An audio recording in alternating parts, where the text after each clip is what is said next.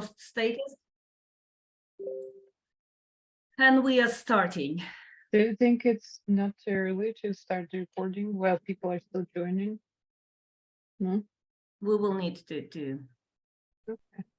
cut a bit the recording. Because I think it will take another at least 5 minutes for them to come.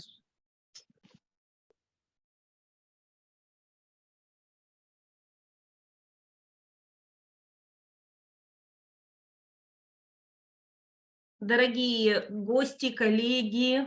Our dear guests, colleagues, good morning or good day to you, good afternoon to some that have afternoon now.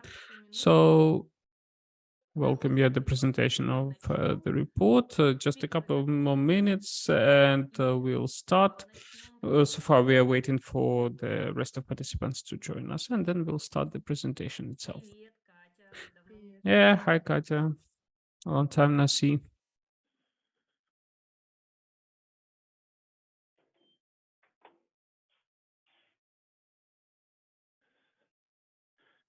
Так. Ну что, запускаем запись. So let us start recording. We'll have records in Russian and English and talking about household issues. Down there you see the icon of the globes. That's interpretation. Anna and Volodymyr will be helping us interpreting so that we get rid of this barrier of communication. We are so used to it now, to simultaneous, that we don't feel okay working this consecutive interpretation. So today we are going to have a very important presentation to which we are getting ready the whole of 2022. 1 in 2 years, Harm Reduction International, our partners, make a review of the situation with harm reduction around the world. And we, as the Eurasian Harm Reduction Association, we do the Eurasian chapter of this review. And for us on the global and regional level, this work is a very important sort of summing up regular monitoring of the situation with the harm reduction and the problems that exist in this area.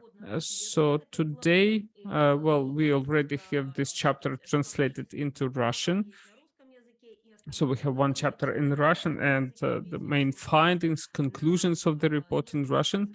The whole report is available in several languages, first of all in English. And today we are going to discuss what has changed since 2020 in harm reduction, what key challenges exist, and there is one more important point. In addition to the situation with the harm reduction, we're going to discuss what else we can do this year, even at the beginning of this year in our region, to change the situation to the better. We will be discussing the services that should be included in the new funding requests, in the new funding cycle for the countries. So that's going to be a sort of practical addition to this review of the global state of harm reduction.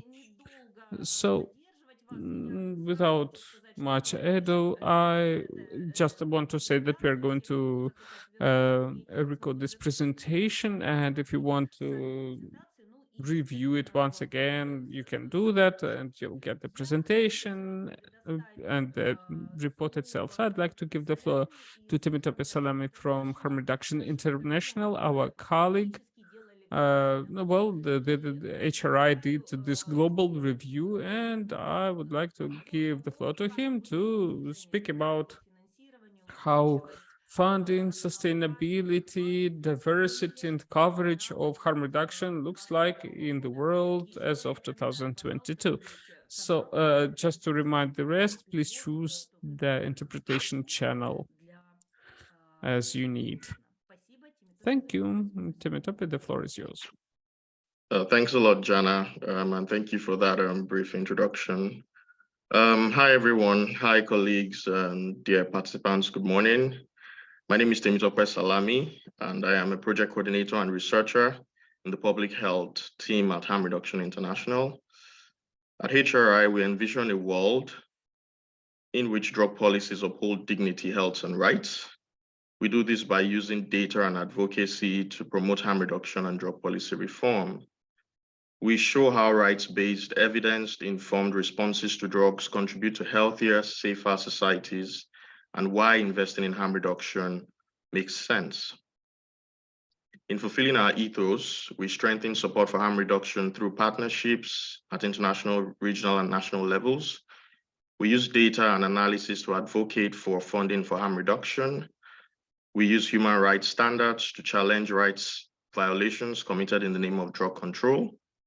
We challenge the disproportionate impact of drug control on Black, Brown, Indigenous, and ethnic minority communities. We convene at EHRA events for learning, sharing, activism, and solidarity, and we connect and collaborate with allies in health and social justice movements. The Global State of Harm Reduction 2022 is the 8th edition in the series of the Global States, which maps trends and responses to drug-related harms around the world. This report is a collaborative effort between community and civil society representatives and researchers. The report also contains dedicated chapters on viral hepatitis and COVID-19, with specific focus on harm reduction for non-injected drugs and stimulants.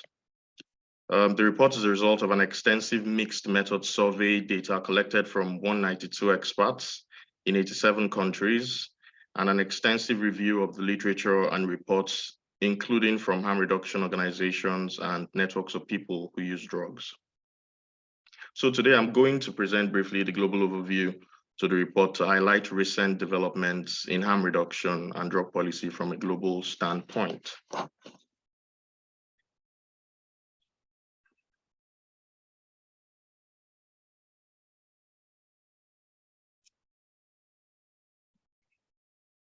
Sorry about that, trying to switch my slides.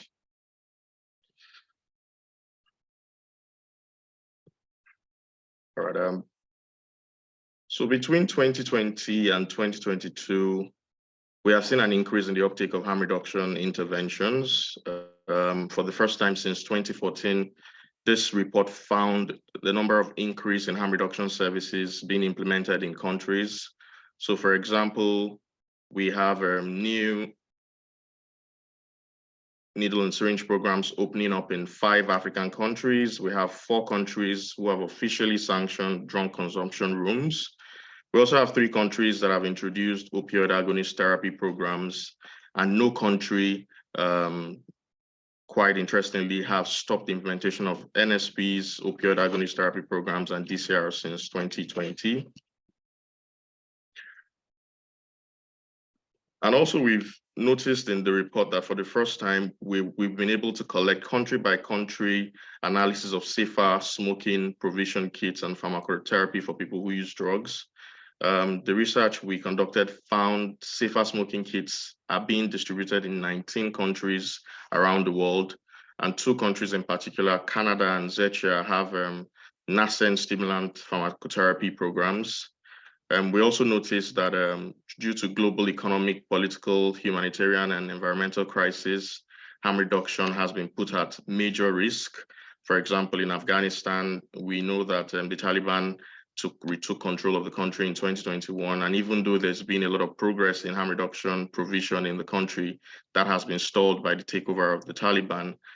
There's a spotlight on Afghanistan in the full report, which you can see in page 105. Also, the invasion of Ukraine by Russia in February of 2022 has caused Europe's largest movement of refugees since the Second World War. And that has put a lot of strain on Ukraine and neighboring countries in providing harm reduction services. It is quite telling, and it's quite unfortunate that even though Ukraine is one of the sort of leading lights in the region in the provision of harm reduction services, the war has caused major setback in that regard. Also, when we look at the availability, accessibility, and quality of services, this remains significant issues. We noticed from our mapping that services are unevenly distributed amongst them and within countries. So for example, in hard to reach communities, in out of town communities, it is more difficult to find provision and accessibility to harm reduction services compared to in urban areas where services are more readily available. We've noticed that around the world, criminalization, stigma, and discrimination have increased in the last 2 years. Certain populations experience these challenges more acutely than others. So for example, we're talking women, we're talking LGBTQI people, people who are migrants and refugees, young people, Black, Brown, Indigenous people have been challenged, have been affected by service provision. They have found that services are not exactly tailored to the needs of these people. The UN Working Group and expert groups on people of African descent emphasizes that the war on drugs has operated more effectively as a system of racial control than a mechanism for combating and trafficking narcotics. It has disregarded the massive costs of dignity and humanity and freedoms of individuals. And we have seen this more acutely with addressing the needs of women, for example, who use drugs. Particularly during the pandemic, we noticed that a lot of services that women need were unavailable. We noticed that women specifically became hidden populations during the pandemic due to emergency powers, due to enforcement and stigma, and sometimes even double stigma within the community which women live in. It further emphasizes the importance of specific programming that addresses the needs of women who use drugs and gender non-conforming people as well. The need to center women, the need to ensure that services are gender specific and address the needs of women and gender minorities. When it comes to the availability of needle and syringe programs, since 2020, we've noticed an increase of 6 countries who provide needle and syringe programs. We have Burundi, we have Cote d'Ivoire, Democratic Republic of Congo, Guinea, Uganda, and we also have some new data on Seychelles. This is up from 86 in 2020. When it comes to opioid agonist therapy provisions, there's been an increase of 3 countries since 2020. Algeria now provides OAT programs, Mozambique and Uganda. We've also noticed that since 2020, there's been an increase of 4 countries who provide drug consumption rooms, also known as overdose prevention centers or supervised consumption centers. And these countries are Greece, Iceland, Mexico, and the United States. And when it comes to supportive reference to harm reduction in national policy documents, we have seen a whopping 18 countries, new countries who have indicated supportive reference to harm reduction in their national policy documents, up from 87 in 2020. And the spread is as we see it in Eastern Europe. We have in Eastern and Southern Africa, we have 9 countries, in West and Central Africa, 11, 13 in Asia, 26 in Eurasia, 5 in Latin America and the Caribbean, 15 in the Middle East and North Africa, 2 in North America, 4 in Oceania, and then 20 in Western Europe. These countries, 18 new countries, are China, Maldives, Botswana, Namibia, Benin, Burundi, DRC, Guinea, Liberia, Bahrain, Algeria, Mali, Jordan, Libya, Pakistan, Syria, Samoa, and Vanuatu.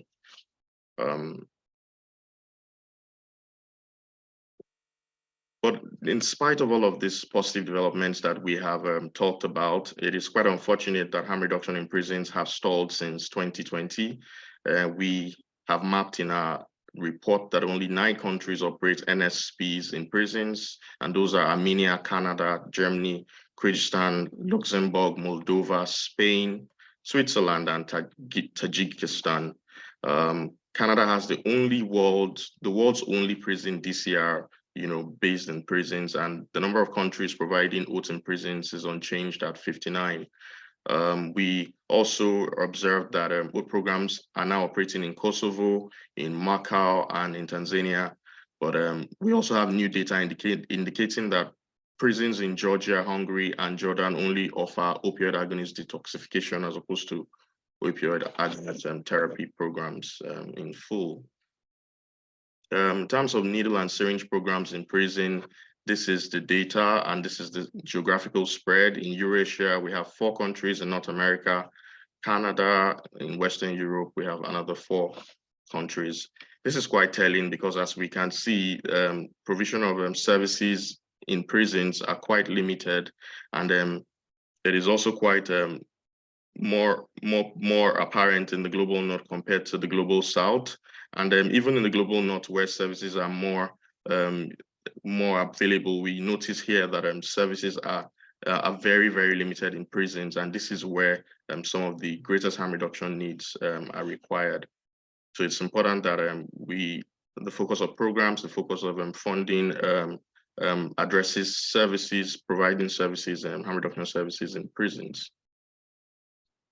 When it comes to hepatitis C, viral hepatitis C and B, even though community-based hepatitis treatments for people who use drugs is safe and highly effective, we've noticed that almost 4 in 10 people who inject drugs have active hepatitis C, and 1 in 12 people who inject drugs have active hepatitis B. It is therefore imperative that national programs urgently integrate community-based HIV and hepatitis B and C test and treat services as the standard of care for people who use drugs, to decrease deaths and to prevent onward transmission of these infections, and also to prevent reinfections, because we've also noticed from the research that there is a tendency for reinfections even from people who have been treated for viral hepatitis. Another major event in the period is the response to COVID-19. We have noticed that the response to COVID-19 has been underwhelming and has been dominated by vaccine appetite.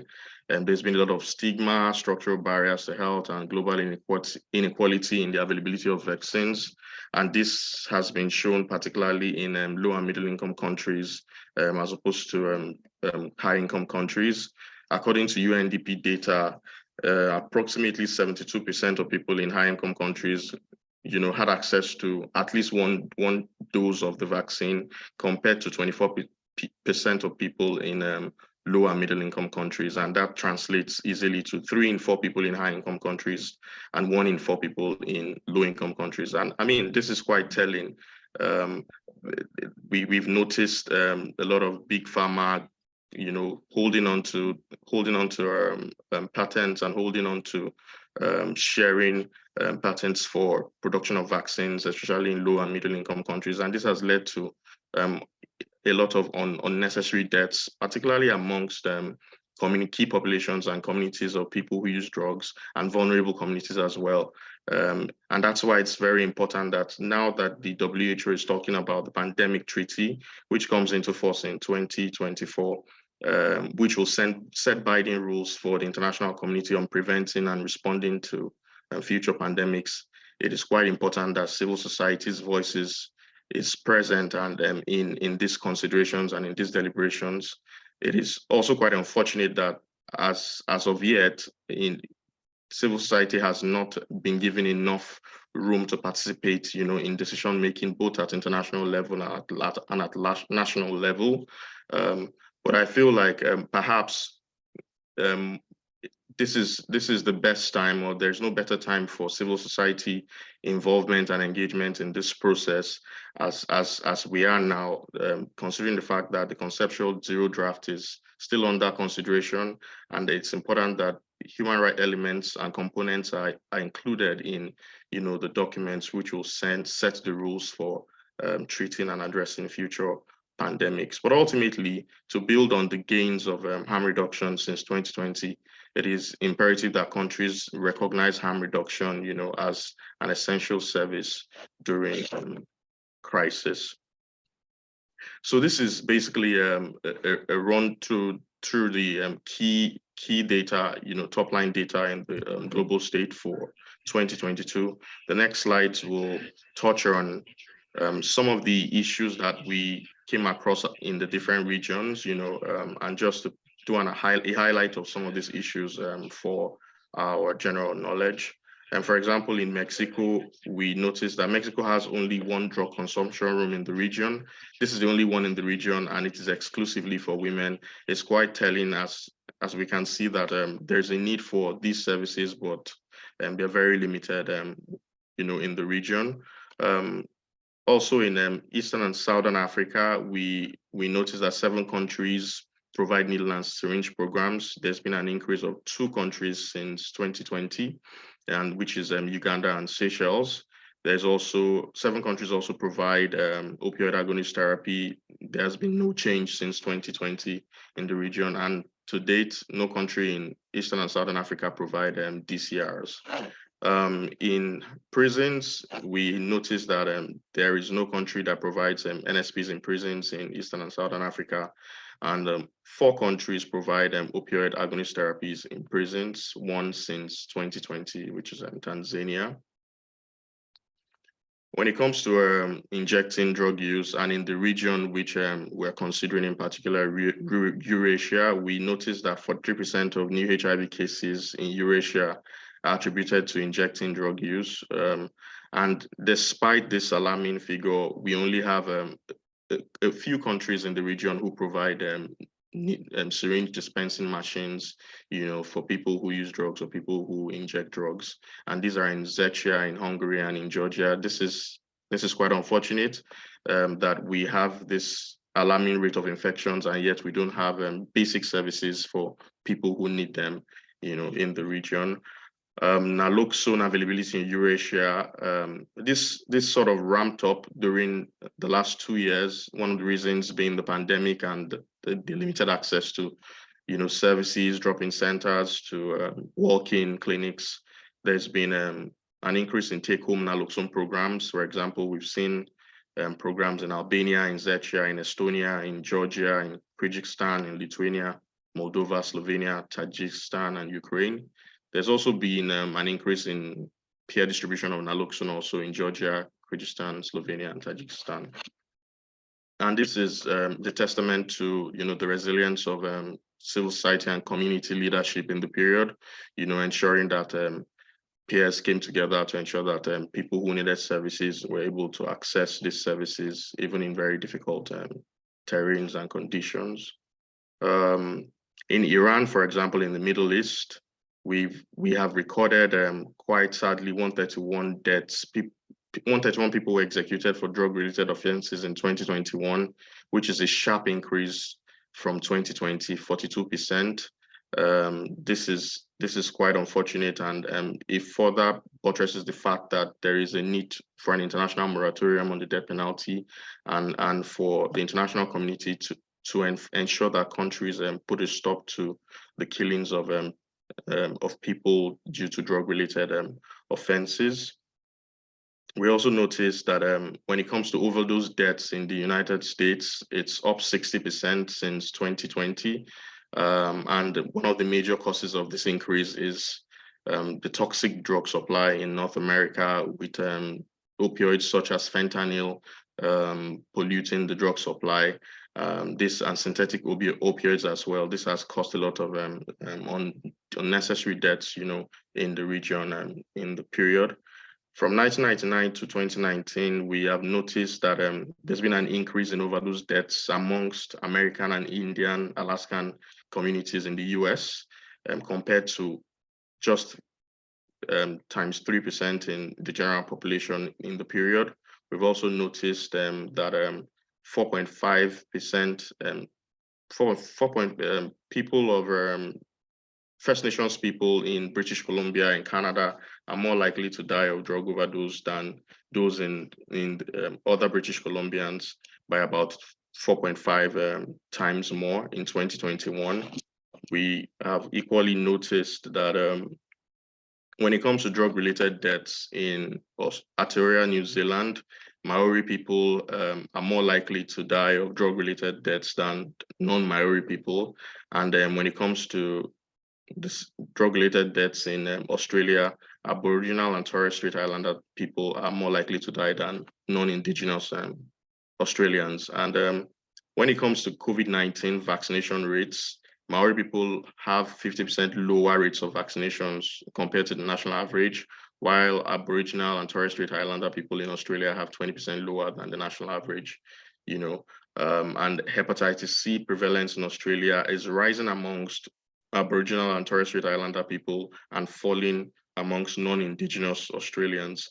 Incarceration rates are rising amongst Maori people and falling amongst non-Maori people. What does all of this say? It tells us that there is essentially,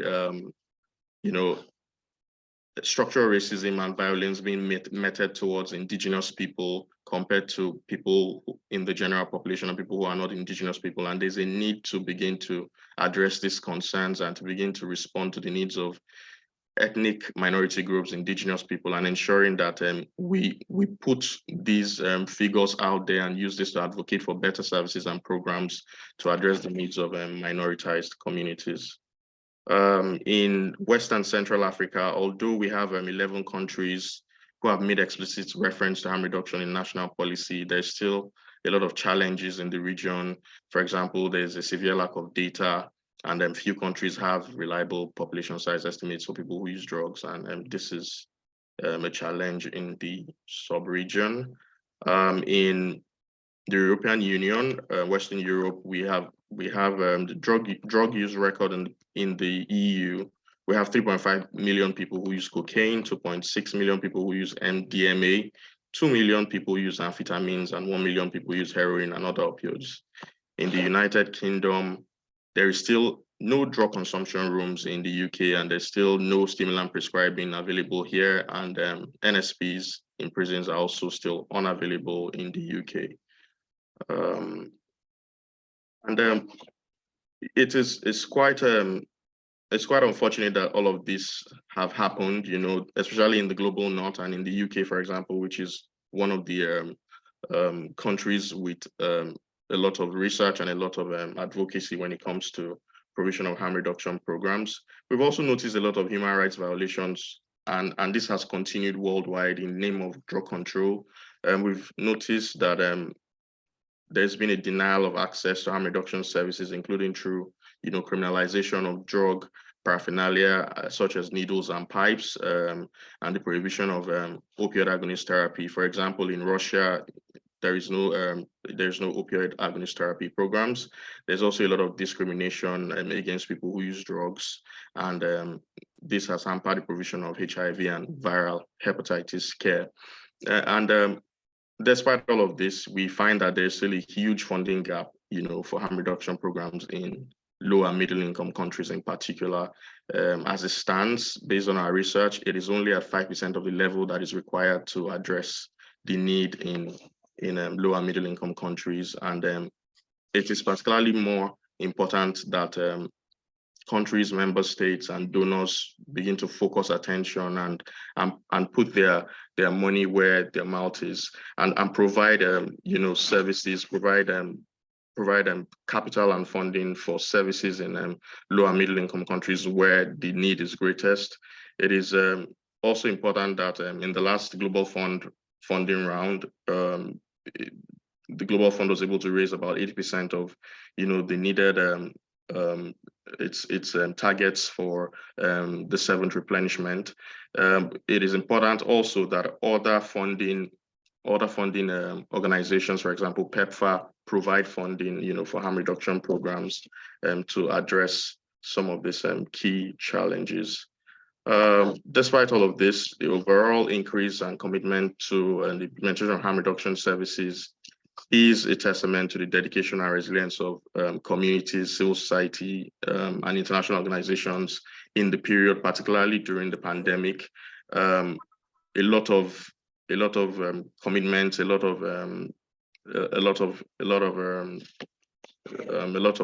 accolades need to be given to communities and civil society for stepping up during the period and ensuring that services were provided for people who needed these services. And I will stop here and just stand by for questions. Thank you. Thank you for this overview, and мы вернемся к And вопросу. we are returning to the questions about the Eurasia after Masha's presentation of the situation in particularly Eurasia as a region. And now I have a question. Maybe someone would like to ask something, some clarification, or maybe you would like to make a remark about the global situation in the area of harm reduction. Yes, Vitaly Rabinchuk. Yes, please. When I was reading the report and today during the presentation, I noted and was really confused by one of the things in the wording, maybe.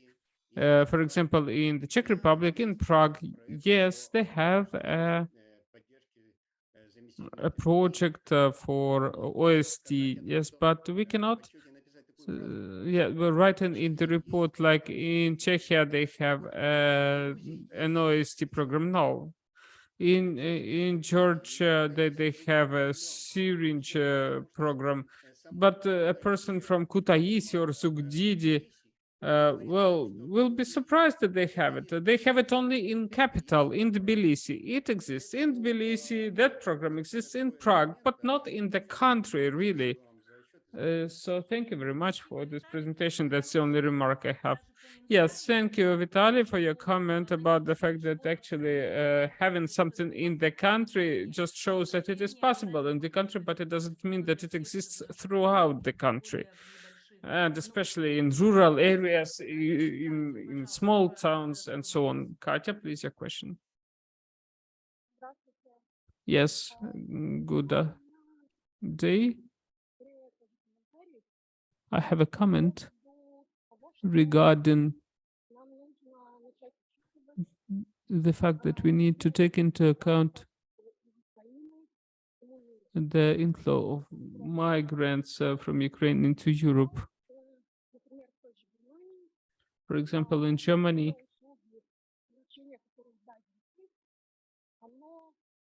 this service provision, well, we cannot say that service is available. And the quality of sound is very bad. I don't hear her, sorry. So people coming from Ukraine understand that a lot of services are not available.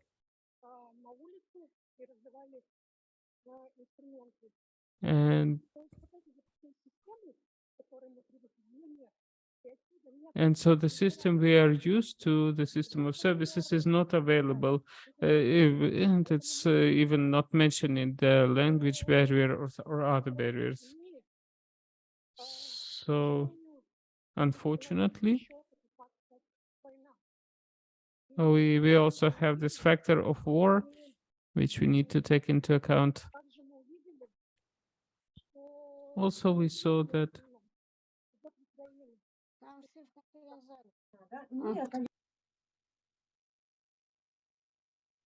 Кать, говори. continue, please. We need to pay attention to the fact that, unfortunately,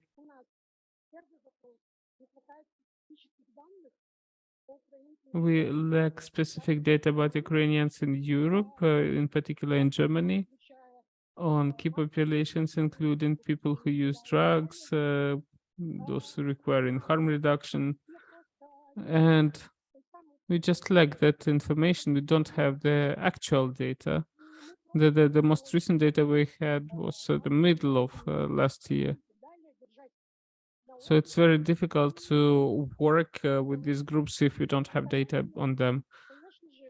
Second point is, of course, in Germany,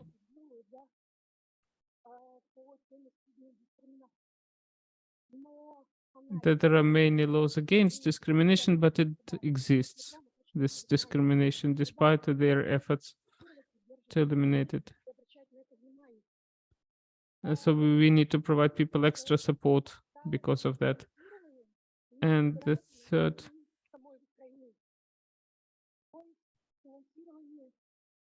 funding, creating these bridges for our people in other countries. It should not affect the funding of Ukraine itself. Thank you, Katya. I think, yes, we have two more presentations. One is about Eurasian situation, and it will be better understood what's happening in Eurasia. And the second is about Ukraine. I will separately speak about what we saw, and it's reflected in our. Do you have any comments? Timothy? Do you want to react somehow on the comments or questions? Thanks, Jana. I think I'm just going to briefly comment on the very first comment, which was about the lack of services in general in Zechia, for example. There is a service in Prague, but when you look at rural areas, you do not find services there. I think this is something that was reflected in the research, the fact that availability doesn't exactly mean accessibility. So there's still challenges with availability, there's still challenges with coverage, especially in rural areas and areas that are hard to reach. So for some of the countries that we mapped, some of those services are not more than 1, 2, 3, 4 in major cities. And then you find that you don't have services in rural areas. And this is still a problem because a lot of the times the need is greatest in the rural areas or the hard to reach communities. So the challenges remain, and there's still a lot of work that needs to be done. But this is just to essentially give us the state of affairs and what is this helps us to move to the next level, which is one of the things we talked about at the beginning of this presentation, that what can we do with the current situation? Where do we go next? So it's important to note that there is still significant progress that needs to be made. Services need to go, to where they are needed. And yes, just wanted to point that out. Окей, thank you. И я тогда дам слово Yes, Маше. thanks. And then I will give the floor to Masha, and we'll see in more detail the situation in Eurasia, how it looked like in the middle of 2022. Maria Platko is our researcher from the team of the Eurasian Harm Reduction Association, a human rights activist. Yeah. Do you see my screen? Yes. Okay. So thank you very much, Anna. And I would like to start, I think, with saying thanks to all of our partners in the member countries, because as Timothy said, this problem is relevant for Eurasia as well. It's looking for data, finding data is very difficult. And even though we have 26 countries in the region who support the harm reduction, but it happens not like we understand it, but as a prevention of HIV or other diseases. And the data on people who use drugs are few, and this may be obsolete data. And when creating programs, we rely on outdated information, and we don't have specific data on subgroups, for example, women who use drugs, types of drugs they use, about the youth. So we don't have a good data, which makes it hard to analyze the situation and promote services. Now, if we speak about needle and syringe programs, they are available in most of the countries. There are countries here you see with exclamation mark: Romania, Bulgaria, and the Russian Federation. They basically don't have those programs, or almost don't have them. It may be just one center providing the services, most often in the capital.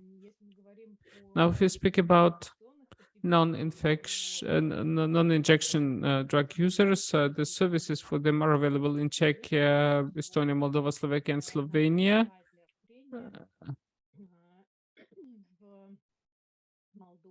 So it's well,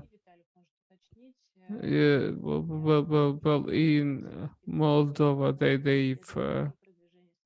been promoting recently, such a Safe Kit, and harm reduction programs are available in Tajikistan, Moldova, Armenia.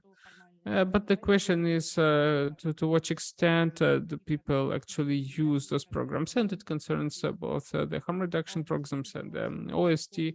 Availability of the take-home naloxone is still very low in the region, especially if we speak about the peer distribution.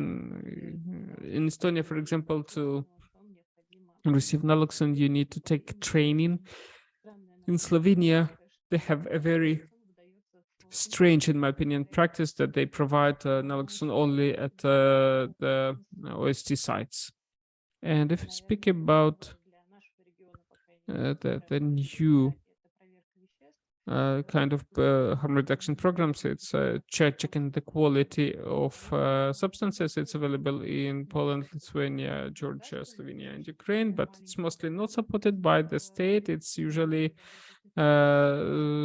small programs. For example, in Lithuania, it's a regular thing because they have a youth organization who do that. But if we speak just about reagent tests, they have a laboratory only in Slovenia among all these countries. And it's important to know that availability of those programs doesn't mean they are accessible. Most often they exist only in major cities. People need to travel there, and they may have inconvenient working hours. It maybe is less relevant for NSP programs, but if you speak about substitution therapy, OAT, they have more problems. They are available in most of the countries, but if we speak about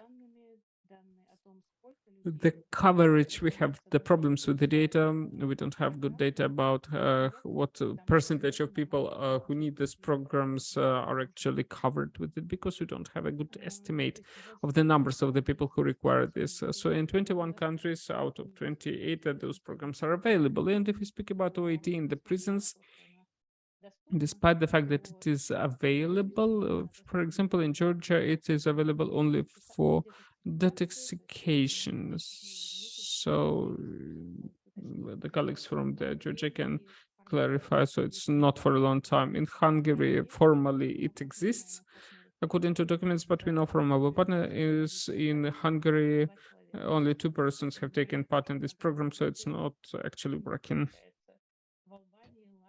In Albania, Latvia, Montenegro, and Serbia, people cannot start OAT while in prison, but it is available if people were using it before incarcerated.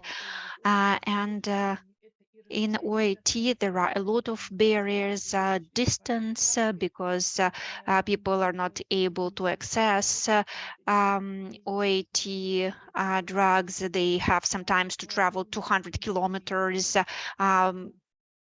back and forth to get the therapy. During the COVID pandemic, the restrictions were lifted for a while, and people were able to get take-home doses. But now, after the crisis situation was over, it came back to the previous state. And about OAT, mostly people can access methadone. Mostly they cannot choose their substitution drug. And there is an interesting practice in Slovenia. There is a long-acting buprenorphine. So when people get injections once a month, so they can go and get an injection once every month. So we have colleagues from Slovenia, maybe they can share later. In so-called post-Soviet part of the region, HIV and hepatitis C prevalence is high among people who inject drugs. Hepatitis C prevalence is a problem for all countries. Mostly in many countries it is over 50% among people who inject the drugs, and in some countries like Croatia, Bulgaria, Slovakia, and Romania, before starting treatment, a person who injects drugs has to be abstinent from 6 months to 1 year before accessing treatment. Also, speaking about tuberculosis among people who use drugs, there is no data about incidence and prevalence of tuberculosis among people who use drugs, but considering that among people who use drugs, there are many people living with HIV, and many people are incarcerated because of criminalization of drug use and lack of proper treatment. So all those factors lead to a situation that even when people start TB treatment, they often interrupt it because OAT is not available in hospitals, or like due to criminalization, stigma, people often seek help at advanced stages of diseases. And I do not have a separate slide about it, so maybe I can go back to this slide about OAT, but I wanted to tell also that in the region, we still see a lot of human rights violations, and in another project that we do on criminalization and on the price of criminalization, we see that a big number of people incarcerated, they get sentences for drug-related offenses. And in most cases, as we know, those are not big or high profile drug traffickers, people who engage in drug trafficking. So not people, I mean, who deal in drugs, who do drug trafficking, but mostly just people who use drugs and who have on them just small doses of drugs. So that shows the difference of attitudes in courts to people who sell drugs, because in the so-called right world, the desire or intent to sell should be proven, but in the real world that we see, that just if people see that you have a certain amount of drugs on you, they make a conclusion that you had an intent to sell, and they do not even prove it. Yeah, it's the question of attitude, actually, of attitude to people, because if a person uses drugs, the judges or the policemen, they would not be listening to this person, and it complicates the access of such people to services and to the quality of life. And on the slide, actually, you can see that in some countries, there are drug user registers. So if people want to access rehabilitation services or OAT services funded by the state, people have to be registered. And it would not be a problem because, yeah, we are talking that we need statistics, right? We want to see the situation, but unfortunately, in practice, it shows that this registration is used for repressive purposes. After people are entered in those registers, they are not able to get a job, they are not able to get driving licenses, they can have problems with children, custody. And we know that in many countries, there are regulations which say that if a person uses drugs, this person is a bad parent, so they should be deprived of parental rights. Especially vulnerable in this situation are women, because they usually take care of children, and this can be used as a tool of pressure, because they can be threatened by people in medical institutions, at work, by police.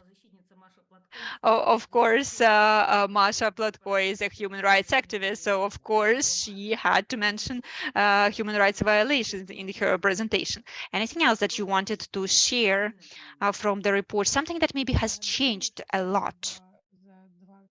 I think that in the last 2 or 3 years, well, actually those years, they were crisis years, years of emergencies, because there was COVID pandemic, then the war started. It really affected the lives of people. It affected everything, services, programs, and maybe Ganna, you will tell in your presentation that, you know, when there is a crisis, governments sometimes start to be more flexible. So they allow take-home doses, they allow enrollment to programs without waiting lists, without a huge number of papers for people.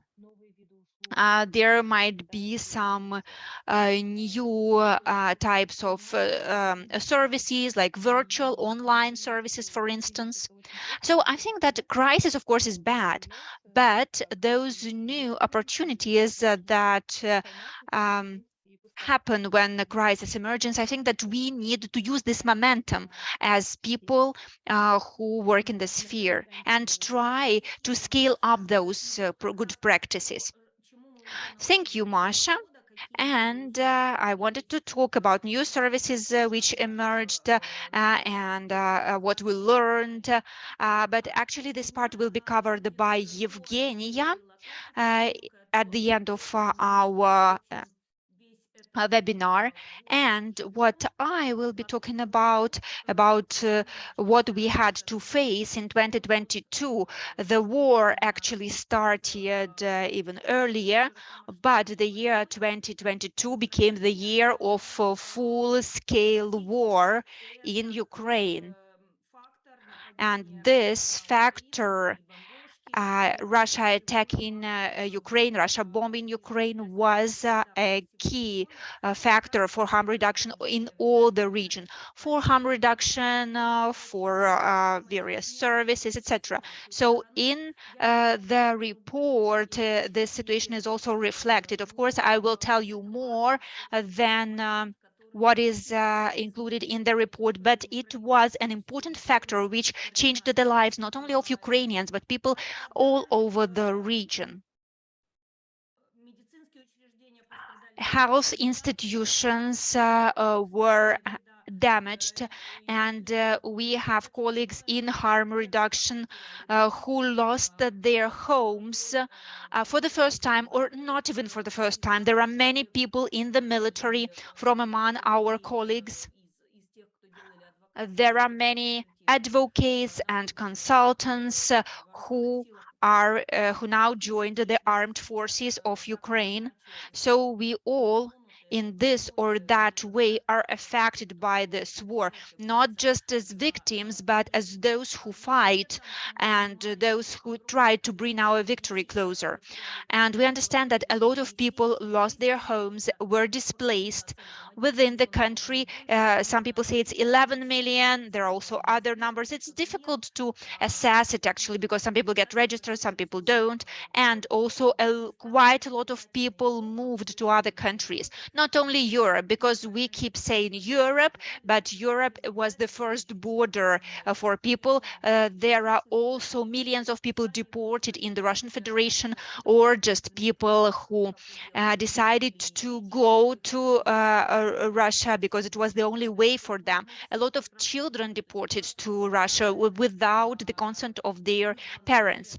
So we all know that the humanitarian situation because of this aggression is catastrophic for all the region. And what I wanted to say is that we, as an association, of people who work in harm reduction. We responded to this situation directly, and for us, everything is clear. It is clear who is the aggressor, who is doing genocide, and whatever country we represent, it is clear for us that the armed forces of Ukraine, the result of this war will affect the future of harm reduction, the future of human rights in the whole region.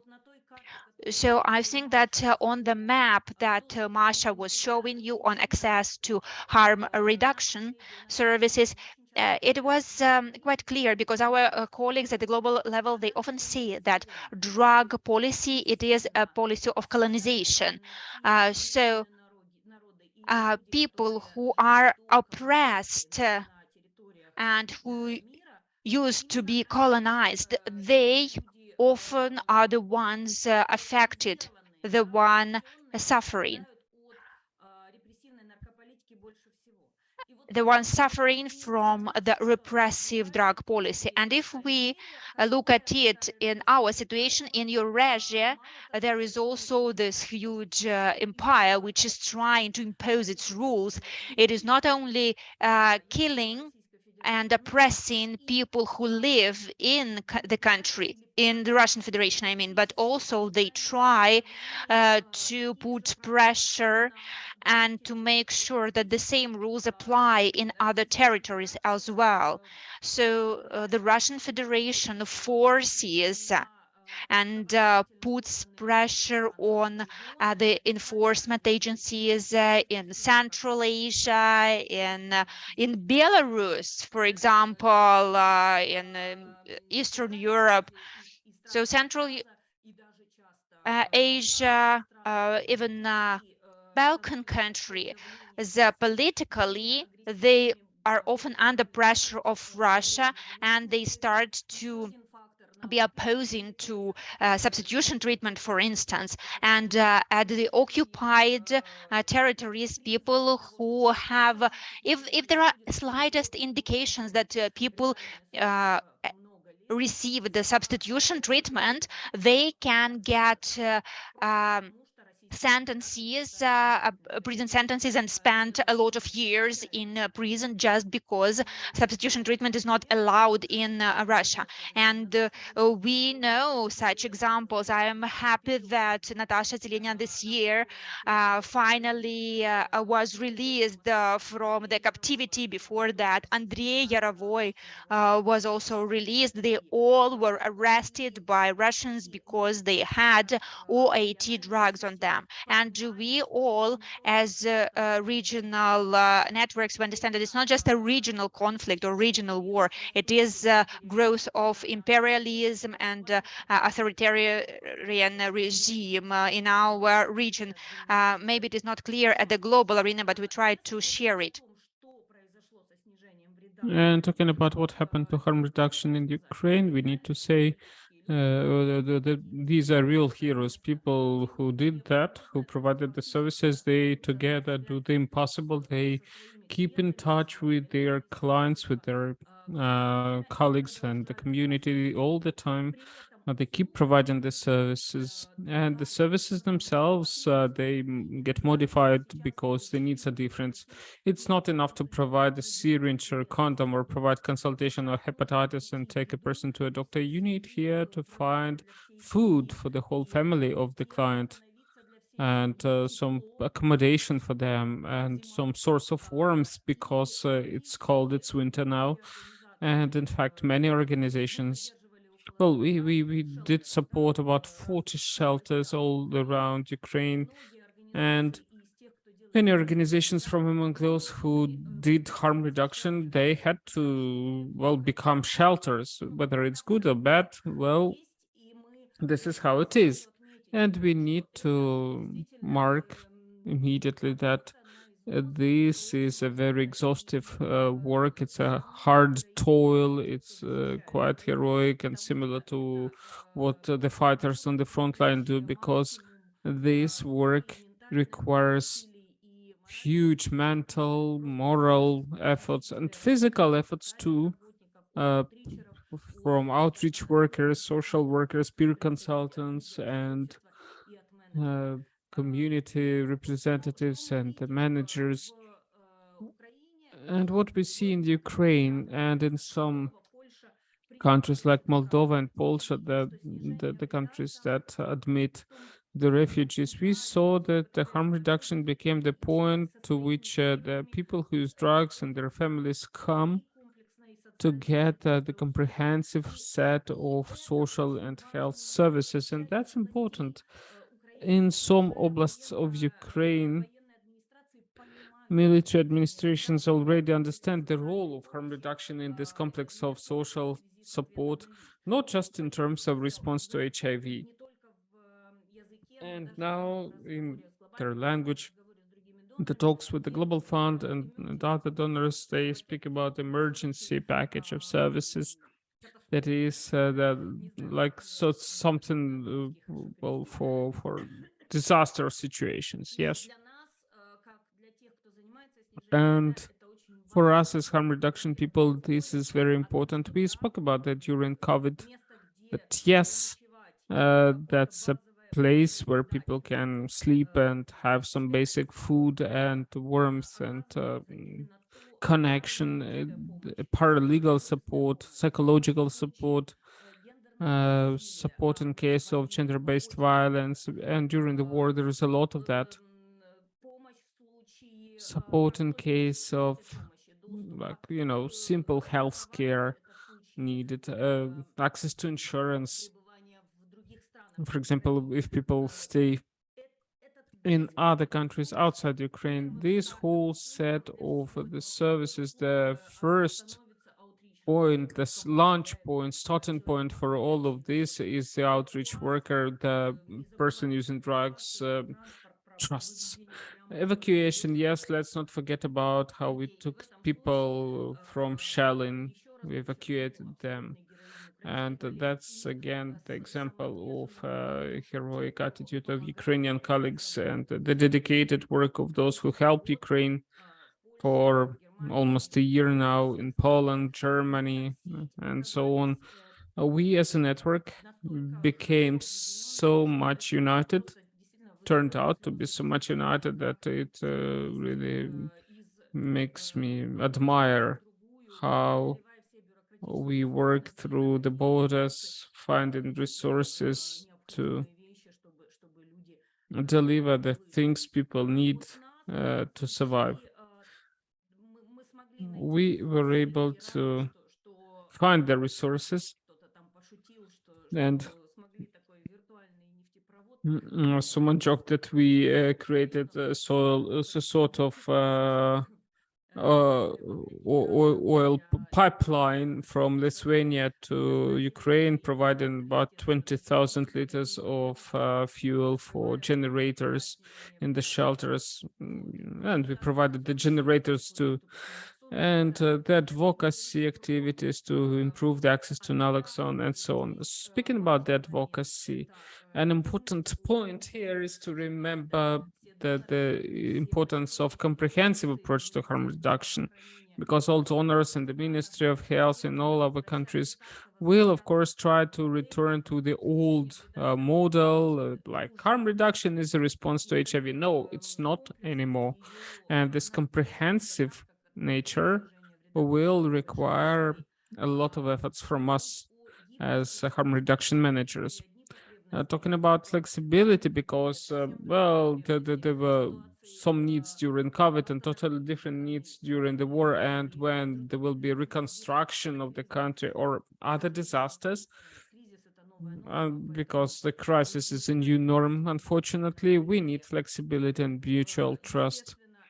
And of course, it's a question also of finding accommodation, more or less sustainable, that requires totally different investments, something that is required for people to be able to stay somewhere in shelters or in some long-term apartments.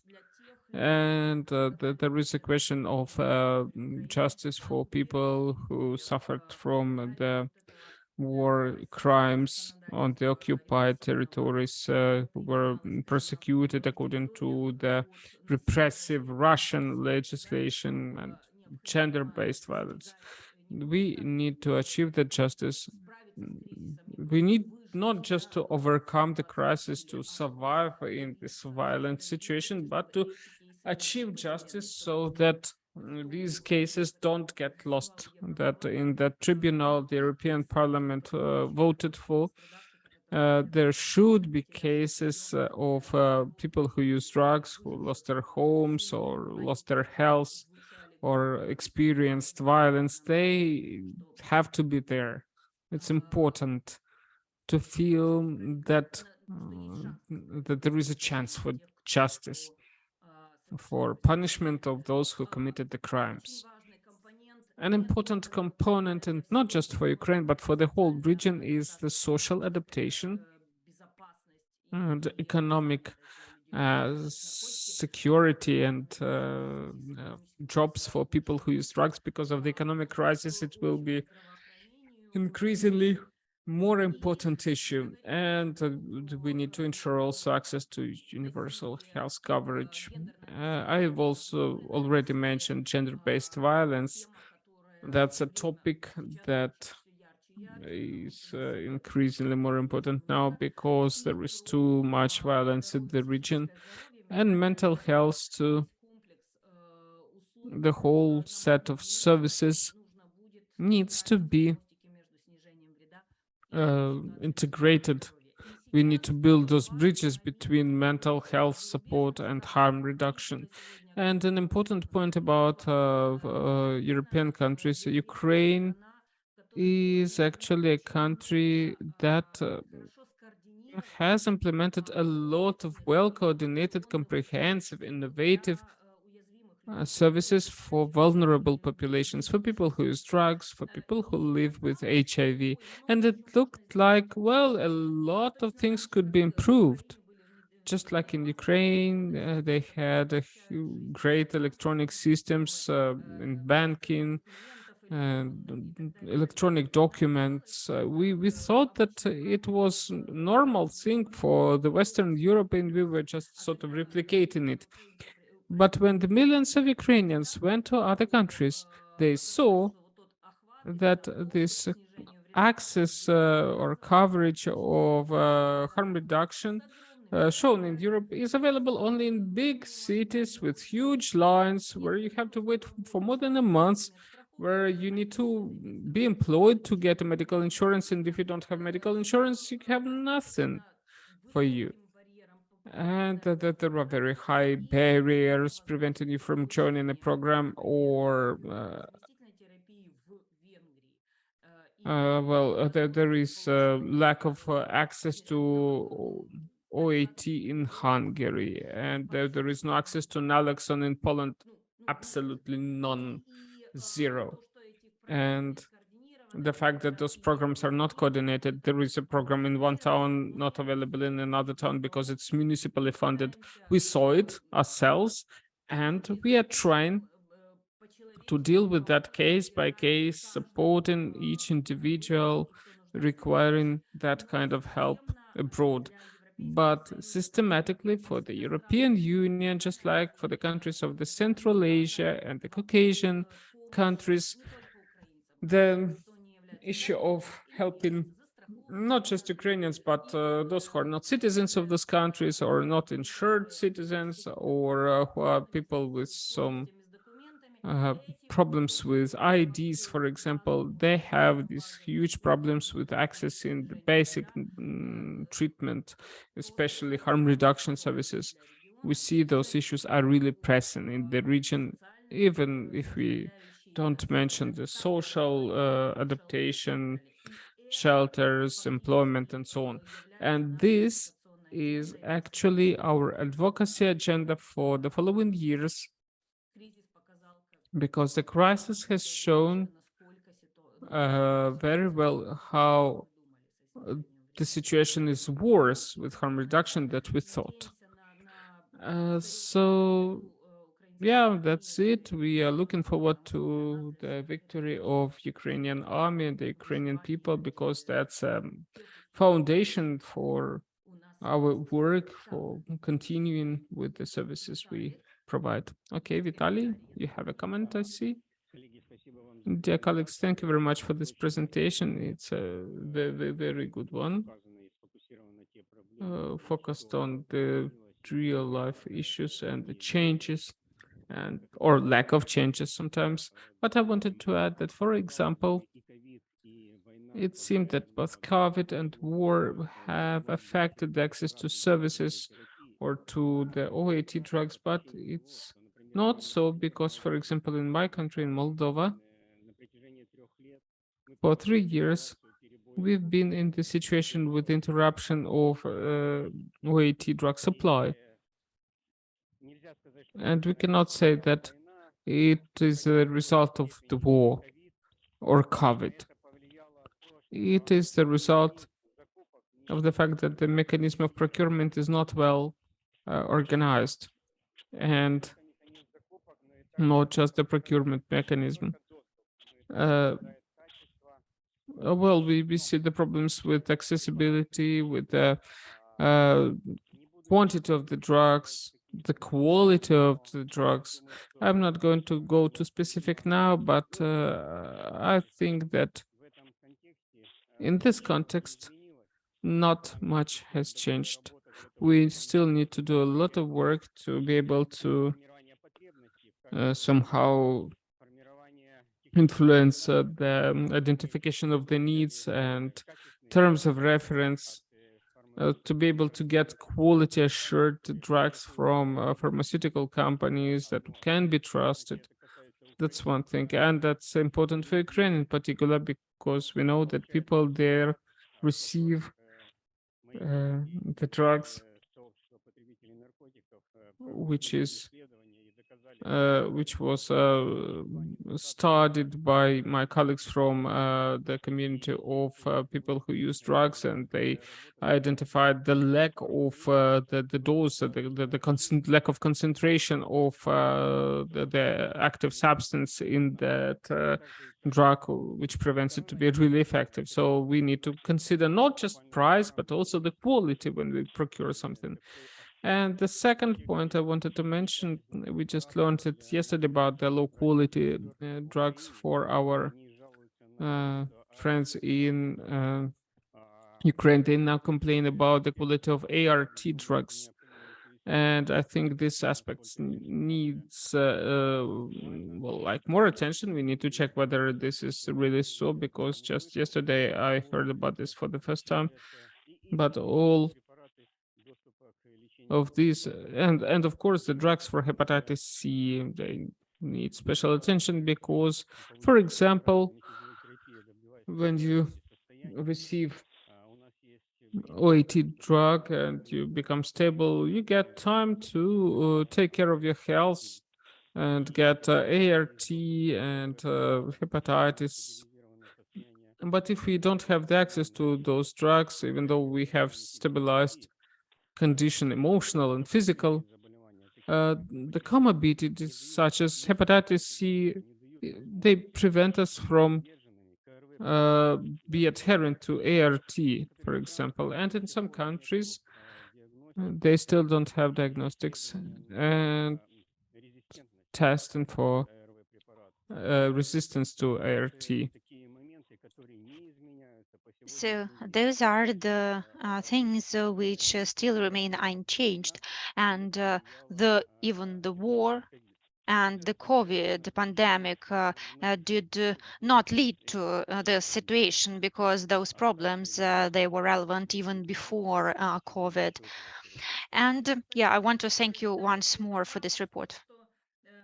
Thank you, Vitaly. And it is true that not the war led to Kazakhstan not being able to procure medications. The same goes for Moldova. We understand that in Belarus, the procurement of OAT and ARVs, so the procurement problems are related to sanctions, but even in those cases, there can be some solutions. And I agree with Sergei Tolstolichenko. Thank you for your comments in the chat that it's just that this crisis that we are witnessing, it articulates the problem, it shows it even more.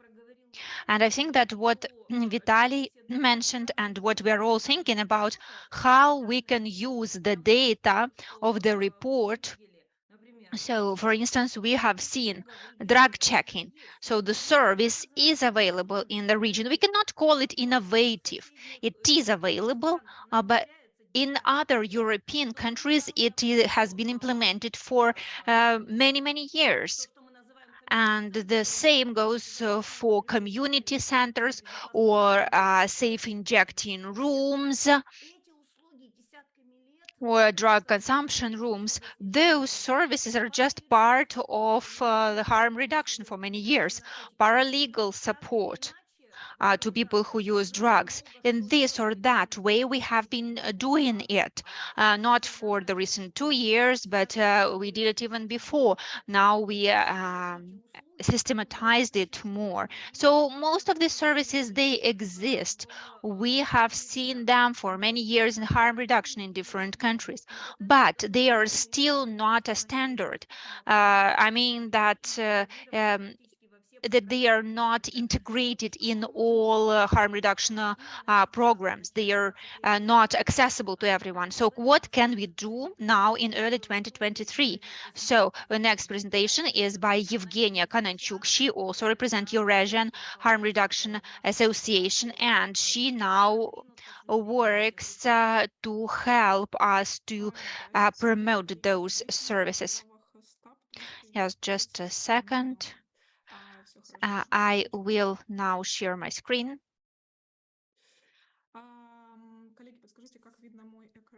Can you see my presentation now?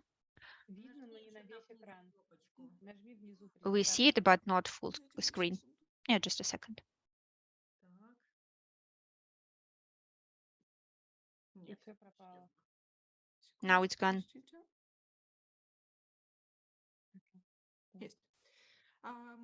Here we go. So, colleagues, I would like to start, and you heard that previous speakers said that the Global Fund is, fortunately or unfortunately, is one of the key donors supporting harm reduction programs and services in our region and globally. I agree that the approach of the Global Fund and the mission and function of the Global Fund partly defined the situation that we have in our region and all over the world.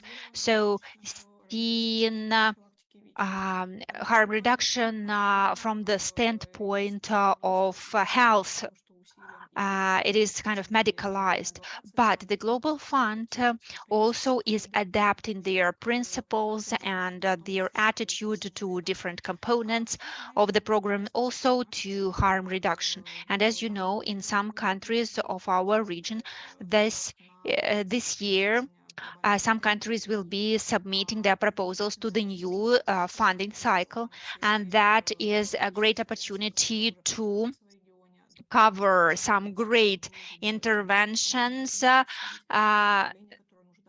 to get them covered by the Global Fund and to strengthen them. And the first thing I wanted to say, so the Global Fund is changing and adapting, and with every cycle, it is more inclusive and flexible, and it also tries to make sure that all stakeholders could influence the interventions implemented within the programs. So in the new round, I would like to tell you about 3 new things which will be taken into account in your countries when you prepare your proposals and which you need to understand.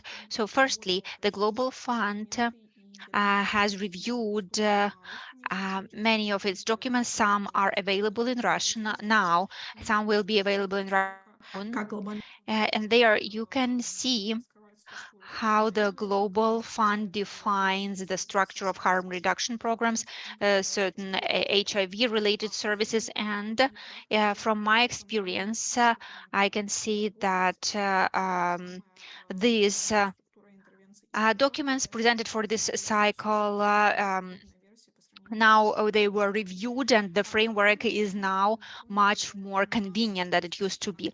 There is now a big focus of the Global Fund on communities. Not only it says that services should be community-based, but also it says that communities need to have resources and need to be able to influence the delivery of services. And that is a great opportunity to advocate for inclusion of interventions related to those activities. And the last thing that I wanted to mention, and which is quite new, all the proposals submitted by your countries so they will include quite a lot of documents, and one of those documents will be a list of priorities defined by communities and civil society. So it never happened before when such lists were prepared, and so it is a great chance for you as civil society and community organizations to speak about it. So if you include certain interventions there, nobody will be able to exclude them. So, saying about the opportunities to include harm reduction interventions in the framework defined by the Global Fund, I would like to say that the Global Fund generally continues to see harm reduction services in the HIV context. There is a possibility to integrate certain interventions in the area of prevention, testing, and eliminating legal barriers. But as compared with the previous cycle, for each component, now there are more detailed interventions which include community engagement. For example, for HIV prevention, you will find 3 key interventions, such as needle and syringe programs, OAT, and overdose prevention using naloxone. So each of those interventions is explained in the Global Fund framework and in the accompanying documents in a broader sense than it was before. It is stated that those services should be low threshold and that they should be based on the data provided by you as communities. And it gives quite a lot of opportunities for community-based research, community-based monitoring, and other interventions which were hard to include, hard to justify for the Global Fund. In the section called HIV testing and treatment, there are no new interventions. They are quite standard, quite traditional, but in all of them, there is now a focus on the engagement, significant engagement of communities. And the last section is eliminated human rights barriers. Traditionally, in this section, there are quite a lot of interventions offered by communities, and in this round, the Global Fund tried to put some pressure on the countries to make sure that there is a bigger funding for this component. I am not sure what the result is going to be at the level of each country, but at least there is an opportunity to advocate for including interventions which will help you to advocate for eliminated human rights barriers. And now there are quite big opportunities. I hope that you can use them and it is all going to work. And the next thing I wanted to say, you probably know that generally there is a number of options to get technical support for this process, to prepare Global Fund proposals and requests. Part of them were through CRG program. Some of them were supported by other donors at the country level.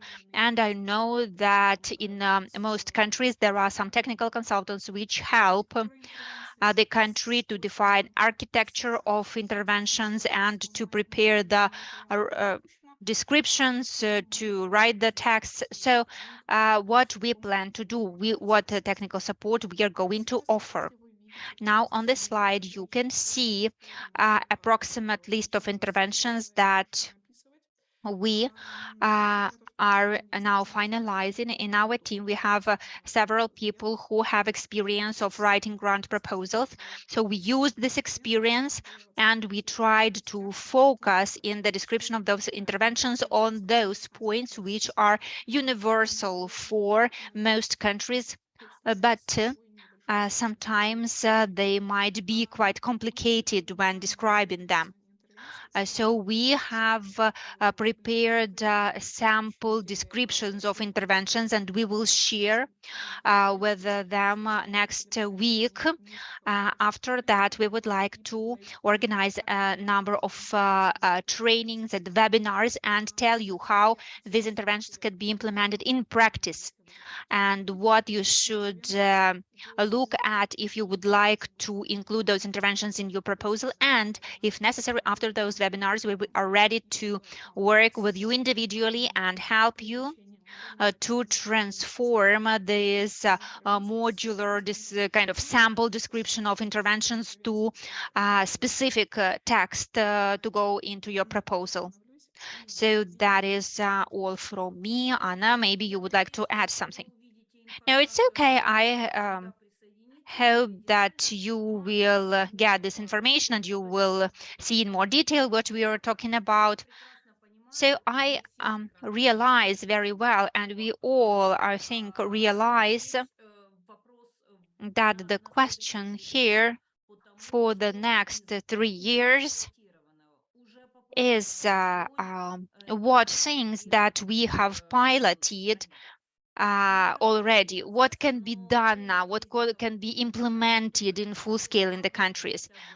So we hope that after 2 years in this global state of harm reduction, we would have promising data that there are services for stimulant users, that there are some pilot projects on safe consumption rooms, there is drug checking. So a bigger number of countries are implementing those things. That's what we want to see in a couple of years. And also that communities do assessments of the quality of services, and those assessments, they influence the quality of services, flexibility of services, etc. So we really hope that now, if we work well on it, we will be able to change the situation for the better.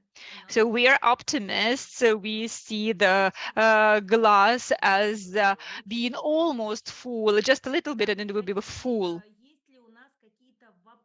Do we have any questions or maybe something to add, some comments? I see Vitaly wants to say something. Please. Yes. Of course, the glass is always half full, and that makes us hopeful. And we know that, and we follow this principle for many years, and we really hope that it will be like that further, and one day it will be full. But we will never be satisfied with the results we achieve. However, I was really glad to hear. I actually had to wait for Evgenia's presentation to add my comments, but I'm really glad to hear that the Global Fund has changed its approach. And just one thing that may cause a conflict with us is the fact that I know that very soon they're going to be having a meeting on CCLM values and principles, and then we will be able to speak more specifically during the dialogue or while creating the national funding requests. The other thing, well, it was good to hear that finally some recommendations were formed by the Global Fund. For example, because we had yes, our list of priorities and the costs, we submitted that for discussion of CCM. during the last meeting when we had to send a finalized application to the Global Fund, they voted for our priorities, and we were totally disgusted about that because no other priorities of other communities or participants of CCM were voted for or against. So it was just that like they were making decisions instead of us. And it was great to hear that the Global Fund has changed their approach in this regard.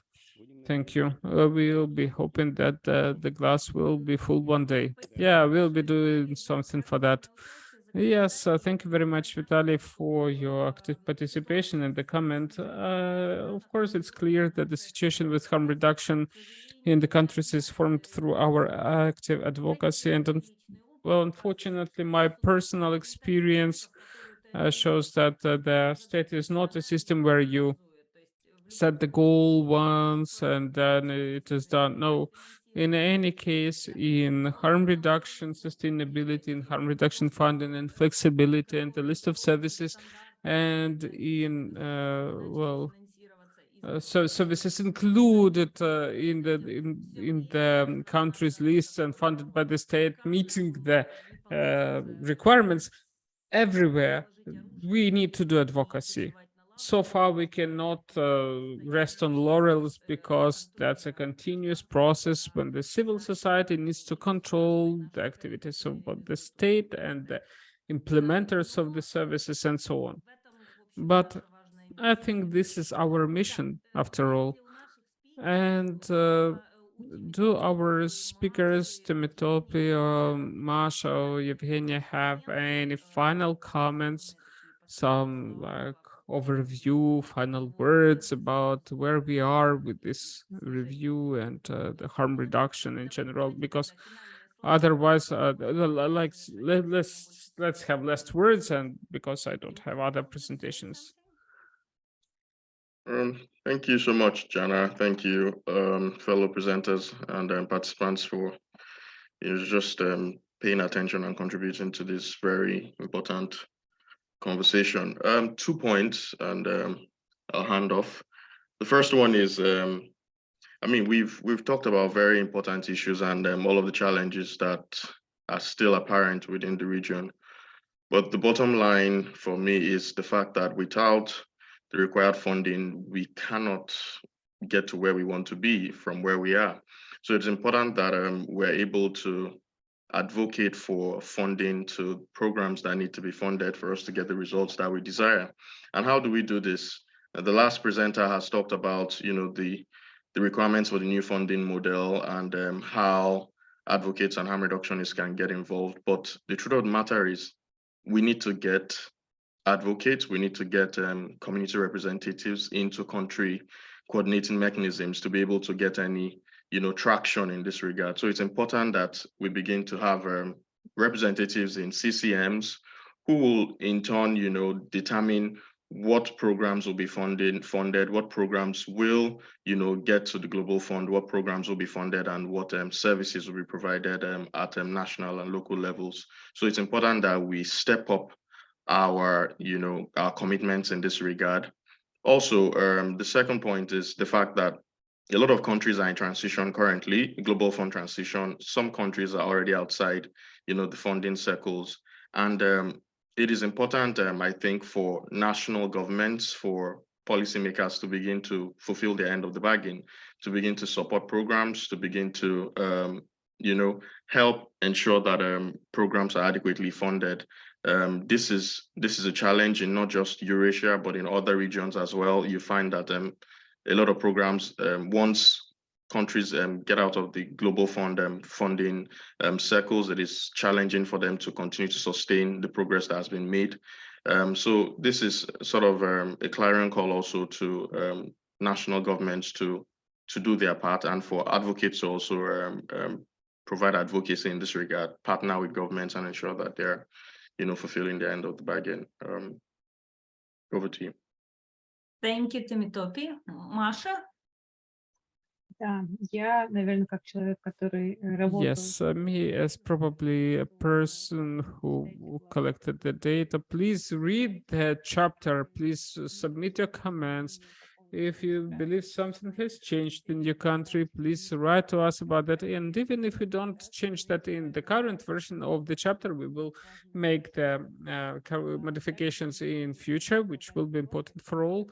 And also the Global Fund, the main donor of the region. I will be speaking as an activist and say, let us look broader.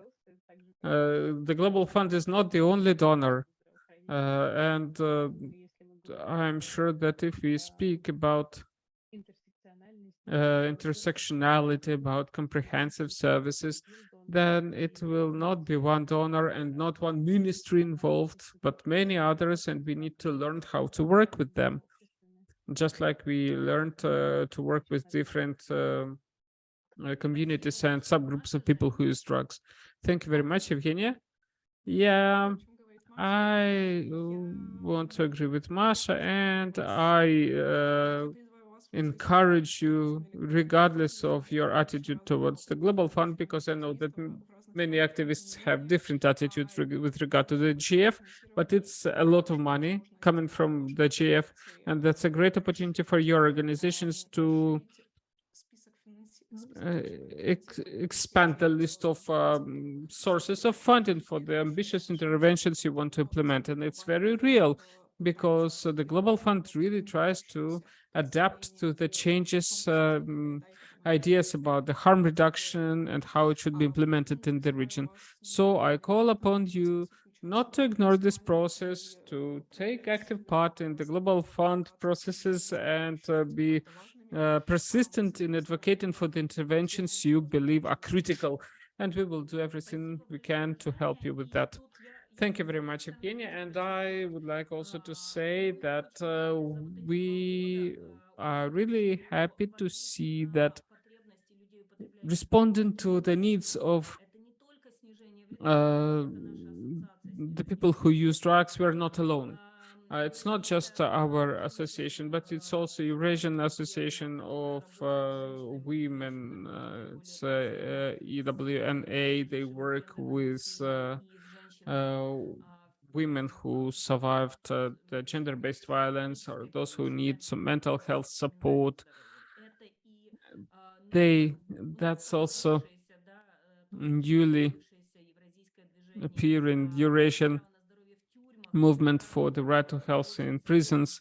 And that's a new, fresh topic of development harm reduction services in prisons.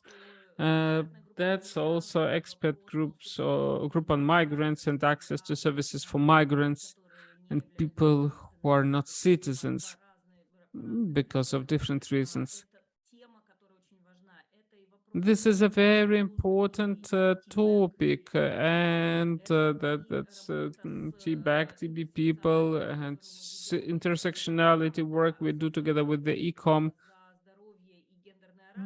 the Eurasian Association for Gender Equality and Health, but we also work with the SWAN Sex Workers Association. So now the harm reduction is such a comprehensive and intersectional thing, and we all work for that, that we now hope that jointly we will be able to achieve some good results, at least without deterioration of the situation, because when we set targets for harm reduction, we always want to make things go better. But in the situation of crisis, the most important thing is to keep hold of what we already have and to note and support every one of us.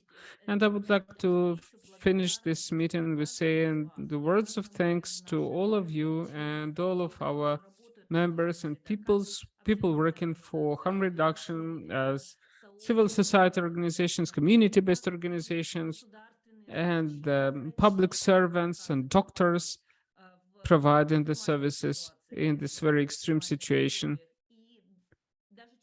And even public officials whom we keep criticizing, but a lot of them, people working in procurement and other things, they do a lot of important things they, well, could as well not do.